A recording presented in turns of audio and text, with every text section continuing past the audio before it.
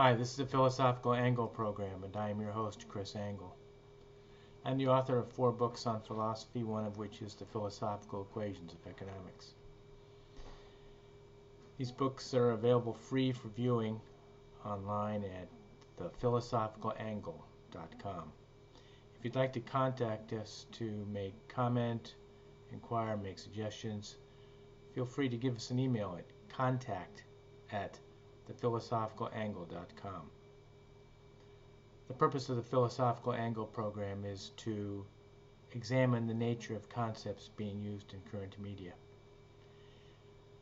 And this week, I'd like to discuss the nature of peace. A lot of talk of it and its opposite, war, have been in the news quite a bit. So let's center on its opposite of war. Let's talk about the nature of peace. And it would seem to me, at least, that if we understood the nature of peace, it will help us, it'll give us or confirm our concept of the nature of war and violence, which we have previously been discussing. So what is the nature of peace? Let's start by defining it as follows. Peace is freedom plus the cooperative behavior in society. So the obvious question now is, what are freedom and cooperative behavior? So let's define those terms. Cooperative behavior is the sacrifices that individuals make in order to achieve a reward for each participant. And each participant has the additional knowledge that each participant will have a greater efficient goodness together than if alone.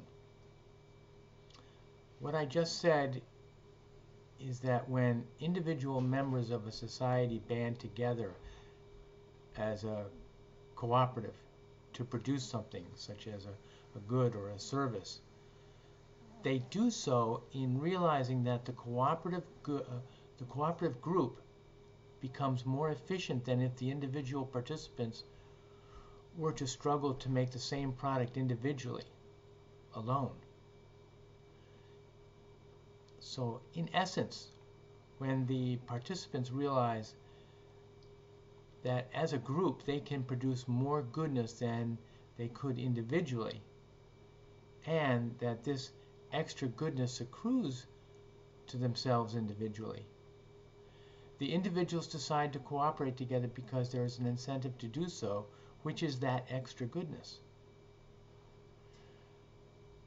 So peace equals cooperative behavior, which is the knowledge that working together with other people will result in the greater ability to produce goods and services, which are good, and which allow us to live better, plus the freedom to make this decision.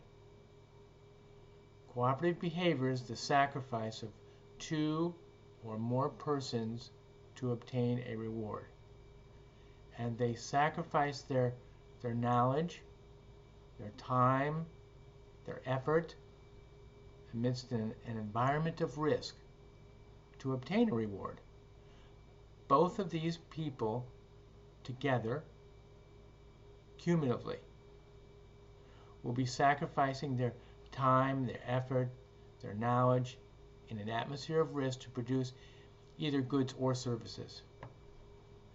So cooperative behavior is 2 or more entities adding together their time, their effort, their knowledge, and in an atmosphere of risk to attain a reward. And we make the sacrifices together to get the common reward because the participants perceive that the reward has goodness.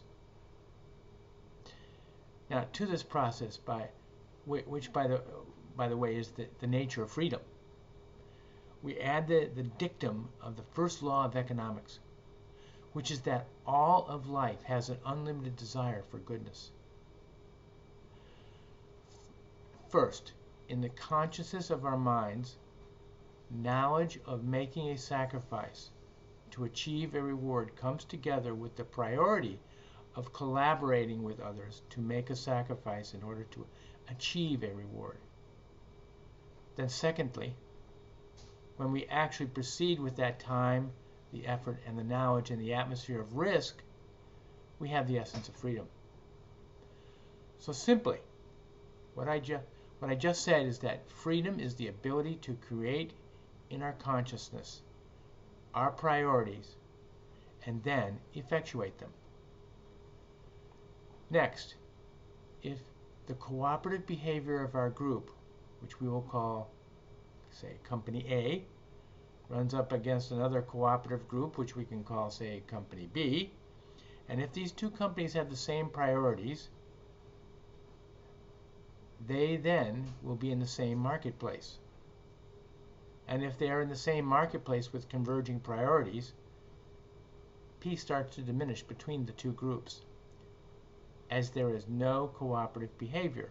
And this is called competition. An example of two converging priorities are two companies that make automobiles. They converge upon the automobile market. So, in reaction to this, the life entities will start to formulate priorities that diverge away from these competing priorities. Life knows that direct competition is inimical to its health, so it differentiates automatically and diverges away from the priorities of others. And from this comes the diverse compilation of products that array any marketplace. And so peace is, firstly, the dictum of the unlimited demand for the good, and secondly, it is composed of freedom and cooperative behavior, which is the knowledge that working together with others will produce greater efficiency in acquiring goodness. And if the situation is a competitive one, then we have to add the ingredient of differentiation, which is the second half of competition. Thusly, competition is the convergence and the divergence of priorities. So, stay in tune to the philosophical angle to understand how we're going to integrate this concept with the others that we've discussed. Thanks for watching.